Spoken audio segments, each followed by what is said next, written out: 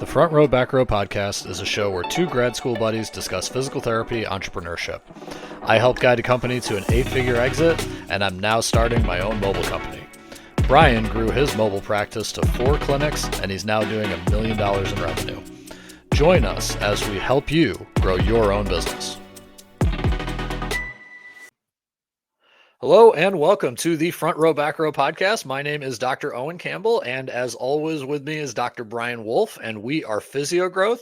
Now today we have with us Clay Hall. He is the owner of Practice RX Concierge Medicine in Arizona, and he was actually the former CEO of TeamSelect Home Care, which is a lot of physician group, but they also, a lot of our listeners may know, they also have a PT group that did home health care as well.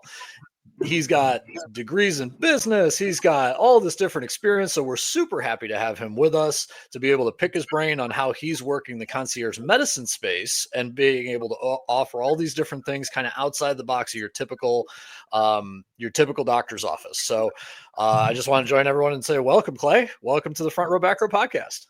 Hey, appreciate it. Excited to be here, guys. Look forward to getting into some of this stuff. So let's do it. Yeah. So to set up for our listeners, just, and again, if there's any new listeners to this podcast, myself, I have been in corporate PT. I kind of worked for other people building their businesses, and I just started my own mobile concierge PT practice here in Arizona. That's how Clay and I got to connect. And then also Brian, he started where I was about 8-9 years ago out of the back of his car, and he built up his practice in Connecticut for up to 5 clinics and $2 million in revenue. So all great things, but these are the setup I want to get to so that people have a little bit more of a context. So Clay, kind of tell us your story, man. Like what got you into this like entrepreneurial space, from the corporate world? I'm kind of saying, I'm doing the same thing. So I love it. Yeah, it's good. I appreciate that. So I always thought I've been in healthcare now for about 20 years, I think probably about similar to you guys. And I was always that person who always wanted to know the why. I would always ask questions like, well, why do I have to see this many patients in a day? And why do I have to see them every 20 minutes instead of 30? And why can't I, have an MA supporting me 5 days a week instead of 4?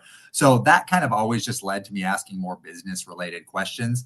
And that kind of turned down a whole different track. Honestly, it started as more curiosity and then turned into something where, hey, I think I could actually do well in the business side, especially because the clinical side I have.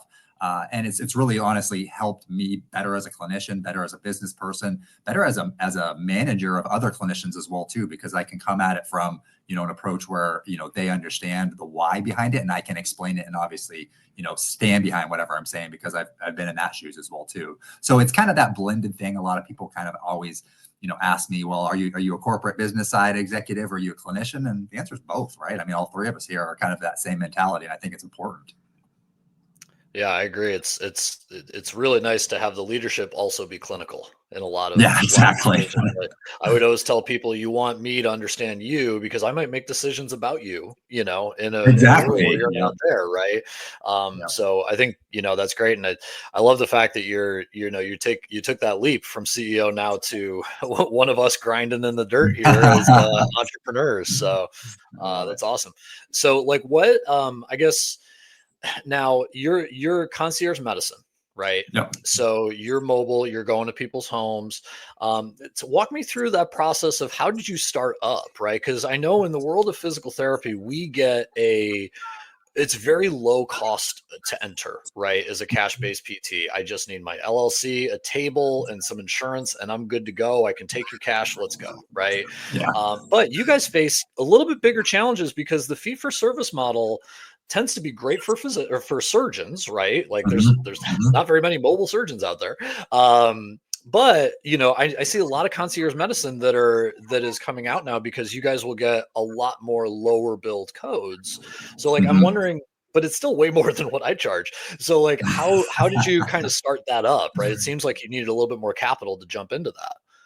Yeah, it's there is a bigger barrier to entry for sure. I mean, I think at least on the medical and PT side, the reimbursement rates are just constantly under fire. Of course, cost of living, cost of labor, cost of everything keeps going up. And sometimes, reimbursement goes the opposite direction. So it's getting harder and harder to run, a fruitful business doing the traditional thing. So naturally, again, going back to the business side, you have to start thinking outside the box of what can I do to not only survive, but thrive.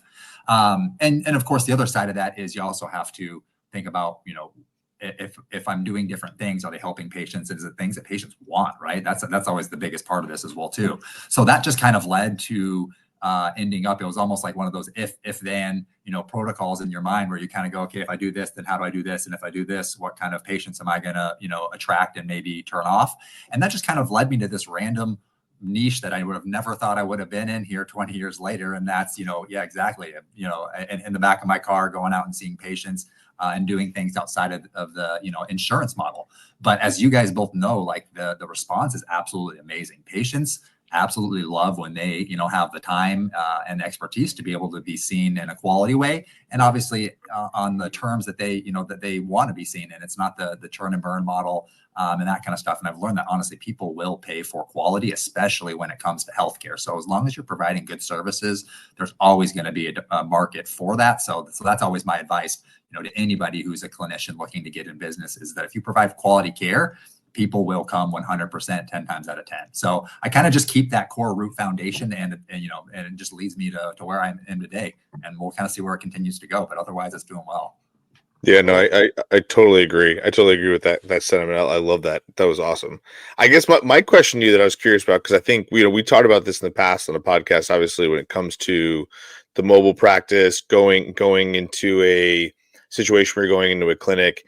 Why did you choose to stay mobile? And I know obviously you've had a back, and that, so because now this is a twofer for you, because now, and I'm sure you've gotten this question before, like, is there a passion for you in that? Is it something where, you saw the direction you wanted to go versus brick and mortar? Like, what was kind of your thought process? How did you build through that? And then I'd also love to hear your thought, again, it sounds like this practice that you had, because again, I'm not out in Arizona with you guys, but in terms of the build, that you had for your previous company, obviously it sounds like was quite large. So I guess walk us through that, like what your decision making on step by step, how you did that.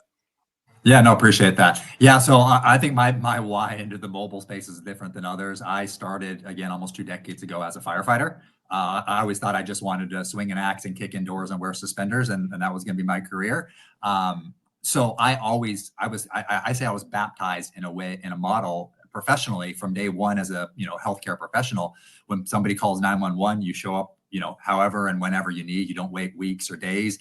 If they need you in their living room, guess what? You're going to go treat them in their living room. And that I worked in that world and that model and that mindset for so long that for me, kind of being, that concierge and meeting them, wherever that is, both literally and figuratively, is just something that I grew up in. So for me, it was kind of a no-brainer. So when you ask like where I'm most comfortable, I always say like, ask the patient. I mean, you tell me where you're most comfortable, and that's where I'm most comfortable. So that mentality just led me through, the mobile space. In the mobile world where I was the CEO of that medical group, we focused a lot on senior living facilities. Of course, our PT group did as well too, because that's such a area of need for a lot of reasons that sometimes they can't, get in a car and drive to a PT clinic or a doctor's office. So that was more out of essential need. But that after a couple of years, I did realize that, not just, seniors, a lot of people want and need that kind of concierge service. I almost say like, it's like Amazon in healthcare. Like people now really will pay for good service, and especially when it shows up at your doorstep, it's something that people just want and are accustomed to. So it's just more of that mentality and trying to be progressive and not just be stuck in the nope. We stick to this clinic, these doors, and this is what we do because this is what we've always done. It's being more adaptable to changes is where I see the success lying here in the future. Nice. And then question then for me, because I'm walking this path. I think the most foreign thing to me was marketing. And while a CEO, everyone always thinks, man, a CEO, like they must be like a master salesperson. Most of them aren't, right? No. So well, first off, let me just clear the decks. Were you a salesperson before all this? No, right? Absolutely not. No. So as more of an operations, I'm assuming, or maybe favor more towards operations, unless you're an accountant. Usually they don't make CEO though. No. How were your first few months, first few, years, weeks, whatever it was, of like learning that marketing, right? Because for me, the concept of like, you have a lead and then you have to nurture this lead, and then you have to figure out, qualify them, and all this other stuff that was just foreign to me. So how did you get yourself around that, coming from such a high level, on more of the operation side? Yeah, no, great question. I don't know if your path was the same as mine, but I truly understand like the off the beaten path like analogy after doing something like this, because it is totally a unique market. There's no online self-help book or someone I can go to that's done exactly what I did before, that I knew at least. So it was truly a lot of trial and error and just kind of figuring it out. And the biggest thing that I always say, and for any of the entrepreneurs listening, is 9 times out of 10, and maybe those aren't right numbers, but many times businesses, especially in healthcare practices, don't fail because it's not a good model or because you don't provide good care. It's just because you don't persevere and you don't push through those early stages where you're not getting it. You're putting all this blood, sweat, and tears into marketing or whatever it is, and you're just not seeing that return. And what do people do? They just give up, or they can't weather the storm. So for me, honestly, there was no secret elixir or anything that I can say, point to, and that's what it was. It was just staying consistent. Like I said, believing that what I'm providing is good care and people want and need that. And if you keep that mentality and just keep grinding and just keep persevering, eventually, all that new, like, oh, I don't know what a concierge mobile, PT or doctor's office is, all that goes out the window, and what truly matters shines through, and you're left with, something to be proud of. That's awesome. What did you find when you were scaling your business on both sides, right? And particularly for your business now? Yeah, because it's funny. I was checking out your website and kind of seeing it, so I'll have a follow up to it also. As you're scaling and hiring, what's kind of your process of how you're doing that, and what's your thinking? Is it adding on more services? Obviously, I see there's all sorts of people who have different backgrounds. So take us through kind of like how you're growing your business. Yeah, no, that's great. So the biggest thing is, like, again, I'm going back to all the things I've talked to entrepreneurs or friends about, is, in my opinion, you have to be very adaptable. You can't be married to the idea of what your business is. You need to be married to the idea of what do patients want your business to be. So to answer your question, I mean, I'm constantly adapting and evolving my services. I look at my website now, and even that's outdated, and I laugh because I'm like, oh yeah, I remember when I wrote that content, I thought that people were going to really like this. Come to find out now, after doing something for whatever it is, they want something completely different. So just having that flexibility to be able to adapt and roll with the changes in the times and what people want, that's the biggest thing that I've seen be successful, again, and kind of breaking down that ego and letting the market and people surrounding you help dictate and be a driver in where your practice or your clinic goes. And that goes into surrounding yourself with the right people. It's about, bringing in people who are going to challenge you. Just because I'm the owner doesn't mean that you need to just, just nod your head and say, yes, you should challenge me if you think we should be doing something different, or pricing should be different, or our model should be different. And when you come with that mentality, that's where that kind of friction and those diamonds, end up producing for you. So how do you get those inputs, right? Like the mental flexibility I get, and I agree completely that, the people that fall by the wayside are typically the ones that take one path and never deviate, right? Yeah. Or at least a little bit, right? So how do you get that feedback, right? Because you're in with your patient, right? And some are really good about telling you, hey, I wish you did this. Yeah. I wish you did that. But are you sending out follow-up emails? Are you, just reading whatever they write on Google reviews? Like what are the ways that you can kind of keep in touch with what people might want, but might not feel comfortable saying in a clinical setting? Yeah, that's a great question. So I really encourage my other staff, who especially are non-providers, to ask those questions. It just seems that when you're talking about, hey, how was your treatment with so-and-so, they're a lot more apt to tell somebody who's just the front, not just, but is in the front desk and not actually in the treatment room. So it does really take a village to answer your question. That I have lots of different ways and different way I ask frequently, and it comes from a good place. When you ask with authenticity and not like, hey, I'm expecting an answer, so give it to me, patient. And you ask with a true, genuine, like, I really want to make the best possible experience for you. Any feedback, both good and bad, is going to be super helpful for me and future patients. So if anything you have, let me know. When you come with just that kind of mentality, you'd be surprised at how many patients are very open and willing to say both good and bad things. And as you know, I think the bad things are what, eventually turn into good things. For sure. Yeah. No, I would agree. I mean, my follow-up question and kind of my last question is, as you were talking about how, all right, as I'm growing my business, people are telling me what they want to do. The market's, again, I love that. The idea of, I think that's such a big piece that happens in small businesses. People are constantly needing to pivot into what people want, especially initially when you're trying to get rolling. Whereas a lot of people will say, I don't need that. Oh, I don't want that. I'm like, that's exactly the opposite. Especially if you're trying to get something off the ground, like you start building different things and to see what the market works on. What do you think? I guess it's two-parter, right? The first one is, what do you feel like was the opportunities that you saw that you then hired people or obviously expanded your skill set to be able to deliver? And then what do you see as opportunities for concierge docs in the future? Yeah, those are both great questions. For example, like my website, I laugh because my website's outdated. I'm just about to launch women's health division. And honestly, it came from getting feedback from patients and looking at what the market is telling me. So I constantly had people, asking me, hey, are you only interested in helping men? I'm like, no. I just know what I'm good at. I'm working on women. So give me a minute. And then like, for example, I constantly am just I'm constantly looking at who is looking at my social media. I laughed because I put out like one post, I forgot what it was, but it was something related to men's health, very specific, like testosterone driven or something like that. And I look at the analytics and it was like 67% female engagement.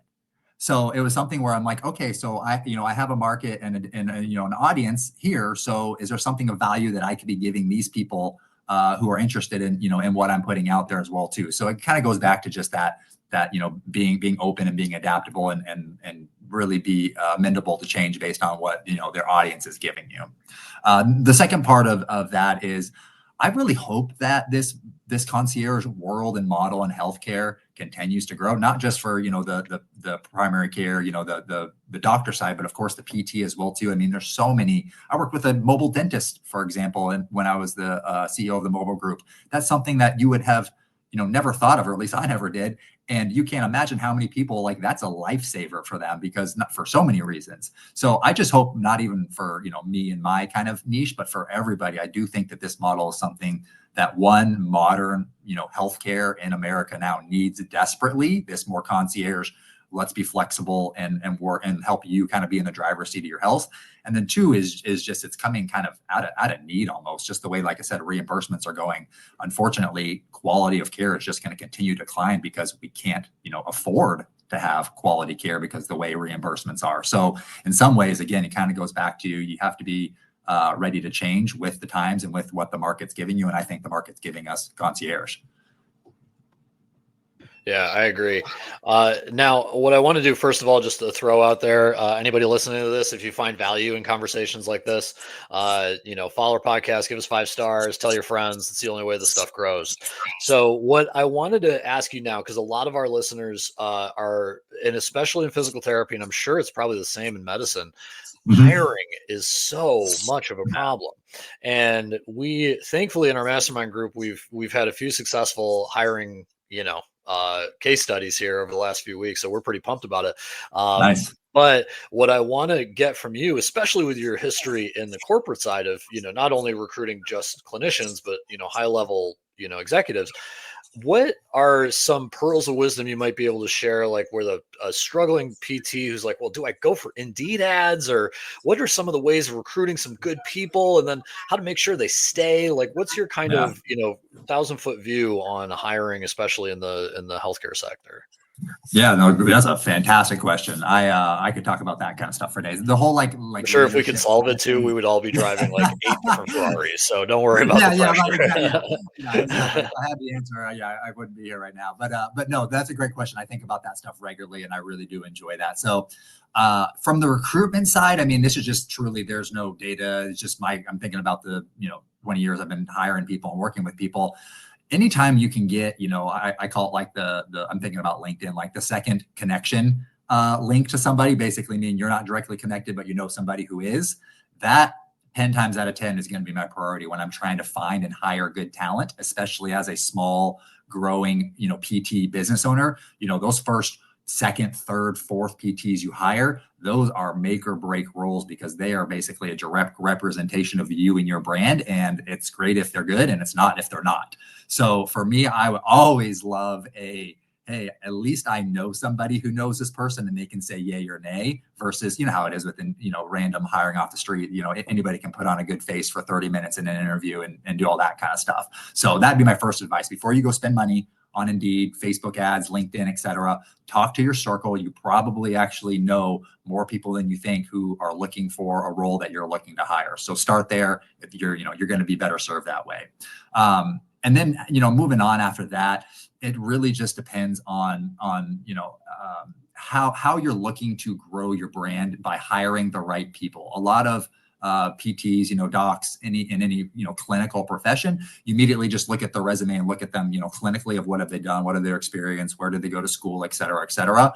But again, for that small growing brand, you really have to think about, does this person's skill sets and traits, maybe outside of what they offer clinically, is this going to be something that is going to help my business grow? Or is this going to be, somebody who thinks and has the same exact strengths that I do? If I'm not a numbers person, for example, you asked about the CFO stuff. That is not my jam at all. If I hire somebody else who is terrible at numbers as well too, well, great, we just doubled our deficiency. Maybe we hire a PT who actually is just a numbers whiz for whatever reason. Then you added some value to the business as well too, in addition to the clinical value. So I try to coach people of getting out of just the looking at the resume and thinking about how is this going to look in front of a patient, and think about how is this going to support my vision and my brand and my company and help us all grow, and grow better, basically. Yeah, I think that's important, the strategicness of the first few hires, right? And a lot of PTs are drinking through a fire hose because they haven't set up that massive network, and they're struggling because they have 4 different people calling them and saying, why can't I get in? And one thing that I know, Brian, you really preach, at least in the PT world, is to constantly be hiring and using your outreach, your social media, things like that, to not only show your patients like how awesome it is to be a patient at your clinic, but also to show other PTs how awesome it is to to work there, right? Yeah, for sure. And I think the LinkedIn second connection thing is a really good strategy that I didn't even think about, right? I know we've talked a lot about LinkedIn networking, but sometimes that's just, I don't know, just send some messages and see what sticks. But to be able to say, hey, this person or that person, it might work, but it's probably a lot more effective than just cold emailing people. Exactly. Yeah. Well, I love it too, Clint, because you brought up something that we've talked about in the past, which is basically like, I always tell people that finding talent is very similar to marketing, right? Like you wouldn't just choose one vehicle to do it, right? So in theory, like I love the idea of LinkedIn, right? You're talking about cold outreach and also like creating a referral network, right? Like asking clients, talking to your network of people. But I love the specific caveat that you put on that, which was your first few hires. Because I will tell people that your first 2 or 3 hires are probably the hardest, because particularly like when you're doing, like I imagine when you're looking for other NPs, other NDs, other MDs are rather PAs, that kind of thing, because that's going to be just like we are for PTs. Because what you're trying to do is convince, like, I'm a real business. I promise we're this. Like, this is not, like. So the answer is, not only is it good to have that second connection that you're having. All right, cool. Like I know them and I have a good vouch. They're also probably getting vouched from me on the other side too. So I like that a lot. It probably makes the hiring a lot easier on that side, because exactly. I've said this to, and I was like, you have to be constantly outreaching. You have to be putting out advertisements. You got to be putting out content. You're trying to bring people who want to work and also are part of your mission, right? So you're trying to attract people that are part of your mission, what you're doing. So I think that's awesome, man. I totally agree with what you're thinking. I guess as we kind of start bringing this home, what's your where do you see what you want? I obviously talk about the women's health piece and where you want to do. What's like your 10-year goal here? What's like your mission that you're trying to drive and do with concierge medicine? You're clearly passionate about it. Where do you want to take it? Yeah, no, I love that. I think the functional medicine space, if you ask me like an area of medicine that I would love to kind of direct this menu of services towards, is that functional medicine space, because that is just such an area of medicine that, I mean, as especially in the US, we just are so reactive. And I know it's the same way in PT as well too. You're like, why are you now seeing a physical therapist for the first time now that you just had your total knee replacement? Like, your mind kind of like boggles. Like, are you kidding me? There couldn't have been more warning signs over the last 10 years. And you ended up with a knee replacement right out of the gate. Like, what? Same thing in my world as well too, in medicine. So for me, I think the functional medicine, philosophy is where I really want to take this business, because so many people are tired of that reactive healthcare and want to start taking control of their health.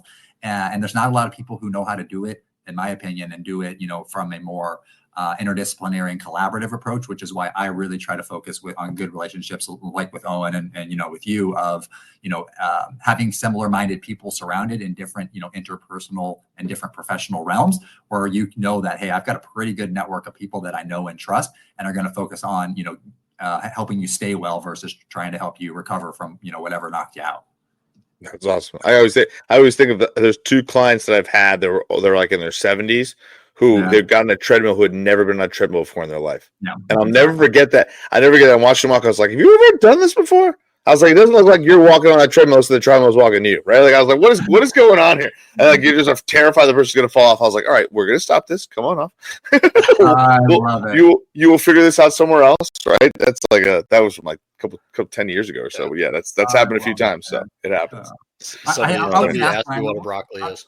Brian, I was going to ask you a question too. I don't know if your viewers have heard this before from you, but I'm curious to know. I know I'm curious. It sounds like you built a decently scaled PT clinic, so congrats. That's amazing. Yeah. At what point did you feel like you were working on the business and not in the business? Like where was that point of deflection? I think a lot of people. Great question. Know that, and I'm curious to know what your. Yeah, it's a great question. I think. So here's kind of the long answer. I think for everybody who is building a business to a point where they need to scale it, the answer is you have to be working on the business versus working on the business, right? You're dead on. I think the challenge for a lot of people, particularly people like yourself, myself, we're clinicians first and then business people second, generally speaking. And I think what happens is I was listening to somebody the other day who was like, they were raising their hands and asked in a room of business owners, like, who's a business owner, who's a physical therapist? And I was like, that's misleading because everybody's everything, right? In that scenario, if you've been in the world of entrepreneurship, you know that everybody's raising their hand on that, and wearing lots of different hats. To me, I think the bigger piece was I wasn't prepared to let go.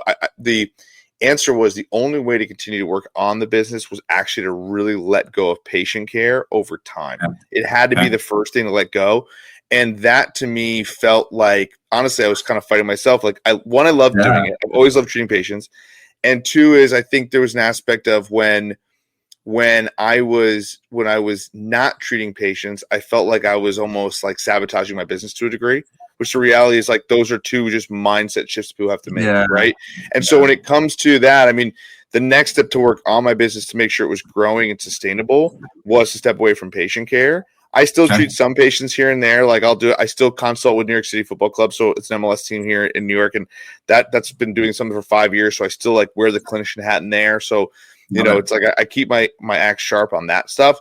But yeah, I think the realization of when I really was like I have to do it was when she's now my regional office manager here and we have also offices out west in LA and in Colorado as well. When she was like you need to stop treating. Like this is becoming a nightmare. Actually tell you. Yes. She's like, you need to stop.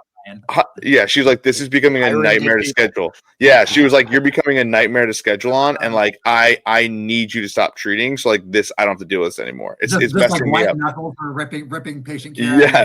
Yeah. So to be completely honest, right? Like, what the reality was it gave me this epiphany of like, I'm screwing up my employees. I am the bottleneck of the problem right now. Like, me treating was becoming the bottleneck, and so me stepping away was actually a really good way to let the business continue to grow.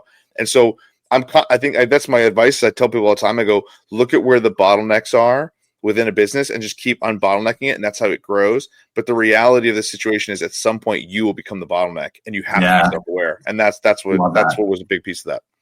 I've never heard it said that way, but that completely resonates. And I love that. So yeah, great answer. I appreciate that. No, absolutely. Right. Well, I will say thank you so much, Clay, for coming on. This has been awesome.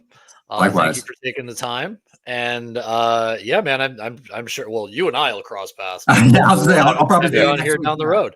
All right, y'all. See ya. Awesome. This was great. Thanks, Clay.